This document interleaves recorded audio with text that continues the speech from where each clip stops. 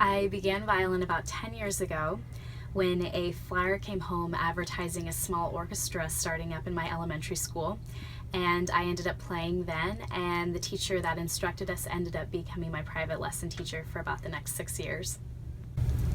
For the past 2 years, I've played as a classical violinist at the Miss Oregon competition, and I've ended up winning the Talent Award both years, coming home with a few $1,000s in scholarship to apply to my education here at Linfield. So here's the violin. At the very top at the scroll, there's 4 pegs that each correspond to a string.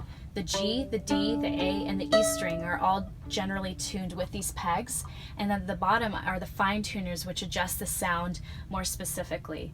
There's also the bridge, which keeps the strings suspended above the violin, and the actual board, which the strings are pressed upon with the fingers to create sound. Right before I play, I have to make sure that all the strings are in tuned. So using a piano or a tuner, I make sure the G, the D, the A, and the E are all properly tuned.